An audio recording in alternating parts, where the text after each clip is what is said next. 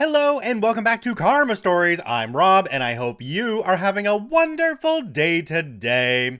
Today I have some stories for you from the Tales from the Front Desk subreddit, all about hotels and the people that work at them. Nothing else to add on today. Hope you're having a great weekend. Let's go ahead and jump right in. This story comes to us from Maiden of the Audit. Why are you in my stall?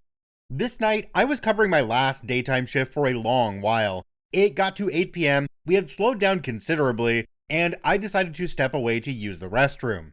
Apparently, the hotel gods won't allow me to empty my bladder in peace because, literally 1 minute after entering the bathroom, I hear someone bellowing at the front desk like a cat in heat. Hello? Hello? I need assistance. Hello? I'm weighing whether or not I want to hide in my stall until they notice the "I'll be back in a moment, here's the hotel number for emergencies" sign when I hear a few loud bangs come from the lobby. Everything important is locked and I have the keys, so I'm really not concerned.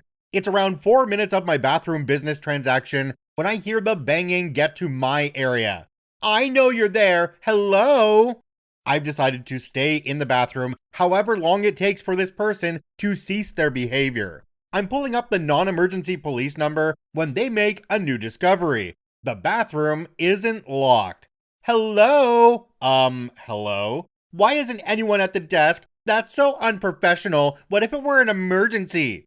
Okay, well, I can't really control when I need to use the bathroom, so please return to the desk and I will assist you in a moment. This lady then tries opening the stall door. I'm gonna have to ask you not to do that, but I need assistance now. Is someone dying? Excuse me? If nobody's life is in danger, I'm gonna give you one last chance to return to the desk before you're removed from the property. There's a pause, and I think she's caught on that this is truly wackadoodle behavior. Unfortunately, her brain cells were resting at that moment. I don't remember the exact details of events that happened next, but I do know the order. 1. I need Jamal's code. Who the F is Jamal? 2. DoorDash order for wings is slid under the stall door, and the fully grown adult woman starts attempting to crawl under to take a photo of it to prove it was left in a safe place. 3. I kick her phone and the wings. 4. She leaves after threatening to sue me for assault. 5. Wings are thrown out. After that, I check our system and there is no Jamal, Jamar, Janelle, or anyone of the sort. Everything passes smoothly until about 10 p.m. when I'm shutting down the lobby for night mode and over comes Jamal from our sister property. He shows me the photo of his wings and says he was told to check with us. I explain the situation with his dasher and that the food had been discarded as it was on the bathroom floor. Jamal then says, "So what am I expected to do now?" At which point I suggested contacting the delivery service for either a refund or a new order.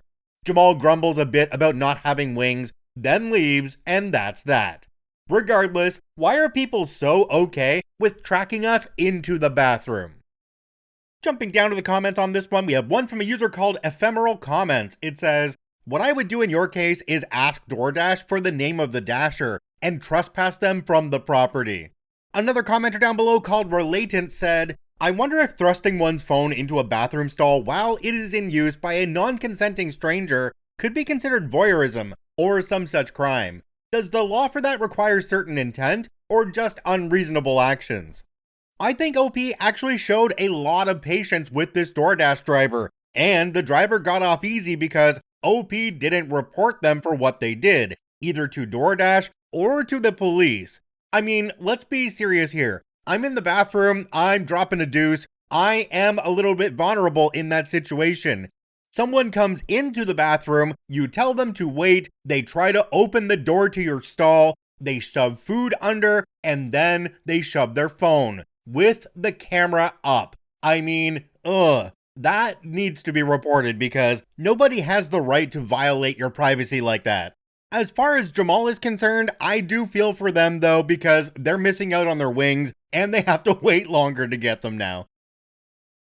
This story comes to us from Various Jelly 20. Keep your bellmen away from me. So I just recently got a job at a 4-diamond hotel. This is a huge step up from where I was before, and at my new place, we go above and beyond for our guests, most of whom really appreciate this.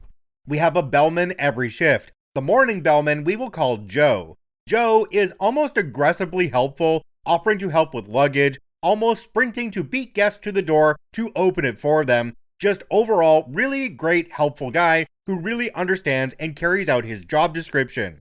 On this particular day, I have barely logged into my computer for my 3 to 11 shift before a man approaches me. I smile, and before I can even ask what I can do for him, he starts with, "You need to keep your bellman away from me."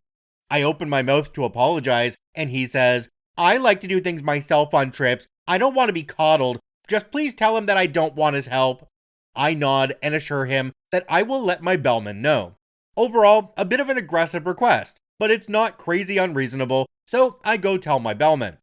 I let Joe know even though he is leaving for the day. I point the guy out, just in case Joe sees him throughout the rest of his stay. Joe leaves and the night passes uneventfully. Fast forward to this morning, it's now Sunday. The original request was made on a Friday. It's so painfully, glacially slow in the lobby, so Joe tells me he's going to go mop by the pool and restock towels in the gym, and maybe clean some gym equipment. I say okay, and he tells me to radio him if I need anything. About 10 minutes goes by, and a guest comes out of the fitness center. I lift my head to say hello, or have a nice day, like I normally do, and who do I see barreling toward me but Mr. Man from Friday? He starts off with, "Remember me?" all sarcastic. I laugh and say that I do, and ask him how I can help. He tells me that he asked that I keep the bellman away from him, yet Joe is in the fitness center wiping the machine right next to him, even though the whole fitness center is empty. He asks me, how hard is it to just do as I ask and stay away from me? I admit I was slightly taken aback, and I explained to the man that Joe was just doing his job, and that it is his job to assist housekeeping in maintaining the fitness area in his free time, and keep it nice and clean for the guests. But that I understand that it might be an inconvenience, and that I can radio Joe to leave while the guest works out. He says, yes, please do. So I radio Joe and ask him to just stay out of the fitness center. He asks why, and I explained about the angry guest. To his credit, Joe was baffled and told me that he had been cleaning all the machines and was careful not to go too close to the guest as he was the only one in there, and Joe knew that he'd requested to be left alone. Both of us were just baffled. Like, it's not like Joe went over and offered to spot him during his workout or offered unsolicited advice on his fitness routine. He was literally doing his job.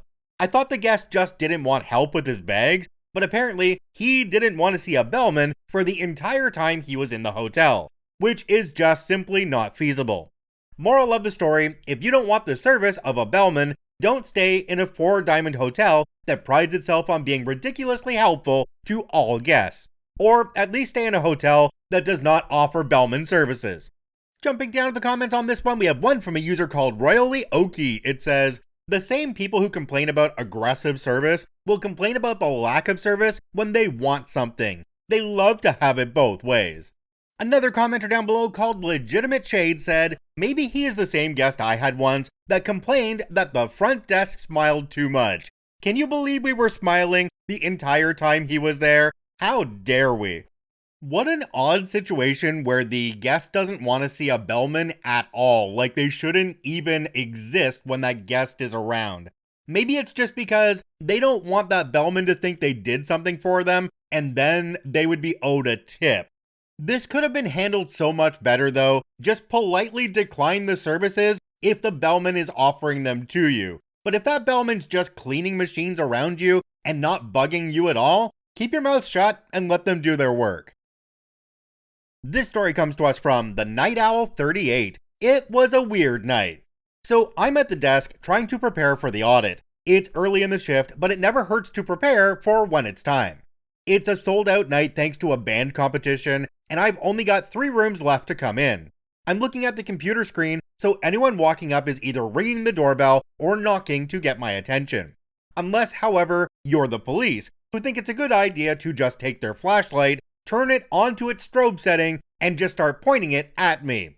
It gets my attention, and I let him and a woman dressed in civilian clothes in. I let him know that next time to just knock. When he asks why he can't just use the flashlight, I tell him that if I'd been looking up when he did that he'd end up having to explain to my boss and his about why he had to call an ambulance when I started having a seizure. I don't actually get seizures, but he doesn't need to know that, and I don't feel bad for scaring him into thinking he might get sued for causing a seizure. Then he asks if the woman in regular clothes can use the restroom. I ask if she's a guest. He says no, that she's from the nightclub. They're hosting a private party. I tell him she can't, that she can use the club's. She says the club's restrooms have a line. I tell her that's not the hotel's issue, and ask the officer to take her out of the hotel. They both give me dirty looks and leave. A little while later, a woman knocks on the door. I'm assuming she's my final check-in, since all 3 of my arrivals are under one name. She says she's there to check in, but the name she gives me doesn't match. She then tells me that she just called and was told we had a room available and to just come on in. I tell her I'm sold out, and who did she speak with? She told me she spoke with the reservation line. I tell her that probably meant I'd have a room at 4 p.m. the next day, because once again, I'm sold out. She said that they checked and that I have a room available right now. I confirmed the address they gave her, it's my hotel, but again, sold out. I tell her that unfortunately she was given incorrect information, which is probably why they didn't book it for her themselves. I felt bad because a couple of hours later, when it was time to run audit, those 3 arrivals came in and only needed 2 of the rooms. And finally, after audit, a guy came in from the train station and said he was looking for a room. I quote him the price of $140, which it was for the date before running audit. He says that he's looking online right now and it says $54. I'm thinking BS, because even on our slowest night, neither our website or on the discount sites, none of our rooms even start under $120. I tell him he might be mistaken. He says that his screen is telling him $54 and to book him into that room. I tell him if he's looking at a site that says that on his phone right now, then to book it himself, because I can't book a room for that price. He curses me out and walks out. Not the most original scam, but I give him credit for at least helping me fight off the drowsiness that was starting to creep in. Jumping down to the comments on this one, we have one from a user called TE Zephyr. It says, "Are you sure he was a legit cop? That's a weird way to get your attention. Seems more like a guy in a costume who's been given a big flashlight for the first time, and he just wants to play with it. And it's also weird that they'd want to come in just to use your restroom. Cops in uniform generally don't come in unless they have something official to do." OP responded to this one and said, "Yeah, he was a real cop. The club hires cops on their nights off to moonlight as security. And while I wouldn't let the girl use the restroom, I'm not adverse to a cop coming in to use it. While it's not something official to do, squad cars and SUVs don't have bathrooms. So if they need to go, that means stopping off at a business and asking to use theirs. And overnight, that usually means gas stations and hotels." Okay, so I'm not sure why the officer brought that woman in to use the washroom, because that sounds a little odd, knowing that they have washrooms in the nightclub. And regardless of whether there's a line or not, they need to go and wait over there. You know, thinking about it, it's gotta be kinda comforting to the people working night audit at this hotel that there are cops in uniform right close by at this nightclub, so if they need somebody, bam, they're right there. This story comes to us from Sunshine8020. Why do people not get that we lock our hotel doors overnight? Alright, bit of a late night rant from your friendly neighborhood hotel receptionist. We're a city hotel, right in a busy precinct. Lobby's got 2 entrances, which makes us the local public walkway during the day. No drama, walk through, enjoy the aircon, whatever. But when it gets late or quiet, we lock the outside doors. Because, shock, horror, we don't actually want drunk randoms or anyone who doesn't belong to us wandering in. You'd think this would be common sense. It's not. We've had it all. People leaving the pub next door, and next thing you know, someone's tripped over the rug, snapped a lamp, or decided our sofa looks like the perfect place for a little power nap. Nothing like checking in a new guest while some bloke in a Hawaiian shirt is snoring in the lobby, drooling on a cushion. Real 5-star vibes. So yeah, we lock the doors overnight. Massive sign saying, "Doors locked for guest and staff safety. Please use your room key to enter." Pretty clear, right? Wrong. Every 15 bloody minutes, there's someone hammering on the glass like a gorilla that's seen a banana inside. Then they glare at us like we're the problem. Mate, the door's locked for a reason. If you're staying with us, use your key card. If you've lost it or you're checking in, we literally have an intercom. Big button. Says, press for reception. Magic. If you're not staying with us, congratulations, you've just discovered legs. It's a 2-minute walk around the block. Off you go, champ. Anyway, that's my nightly therapy session. Thanks for listening to my TED Talk on how not to be a nuisance after 9 p.m. Jumping down to the comments on this one, we have one from a user called Not Crate Trained. It says, I totally get why you lock your doors, and I think you're right to do it, but not all hotels do. I think I stayed in about 25 different hotels before I encountered this. Once I did, I was fine with it and understood it, but it was a brief readjustment. The doors opened for me automatically when I left at 6 for dinner. Why are they not opening now at 9? Oh, there's a sign I should have read? Fine, my fault. OP responded and said, yeah, fair point, not every hotel does it, so I get that it might throw some people off at first. But the funny bit is, we've got an A3 size sign on the door right at eye level saying exactly what's going on. People literally walk straight into it, bounce off the glass, and then start looking around confused, still completely missing the massive sign that's basically pressed up against their forehead. It's honestly impressive how invisible something can be when you don't want to read it.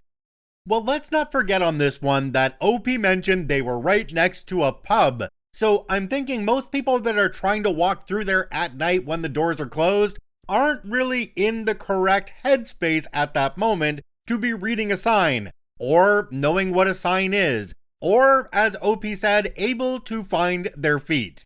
In the comments for this one, a lot of people said that most hotels don't lock their doors at night.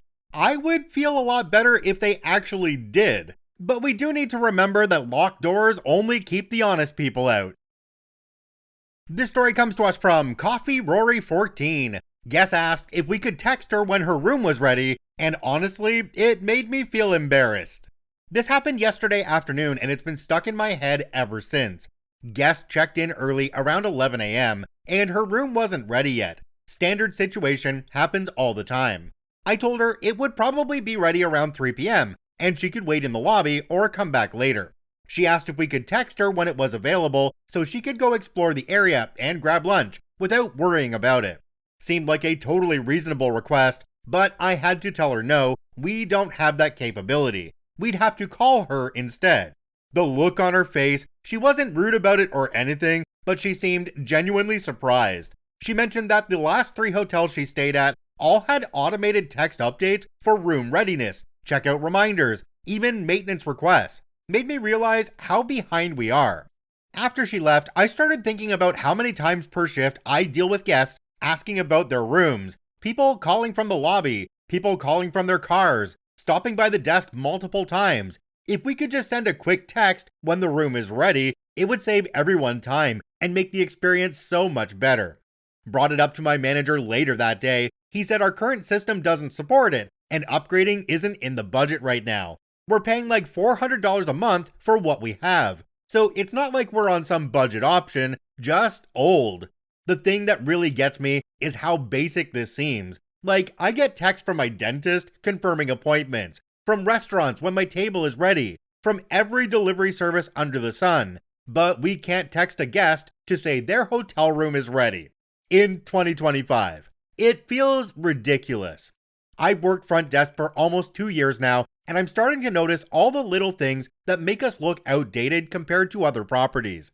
Mobile check-in would be another one. Guests ask about it probably once a week, and I have to say no, you need to stop by the desk. Meanwhile, I know for a fact that the hotel chain down the street has had it for years. My manager keeps saying, it's just not a priority right now. But I think he doesn't realize how much these small things matter to our guests. They're not complaining loudly or leaving bad reviews over it, but I can see the disappointment. And I'm willing to bet some of them are choosing other hotels next time, specifically because of stuff like this. Anyone else working at properties that are behind on this kind of technology? How do you deal with it? Is it worth pushing management harder, or should I just accept that this is how it is?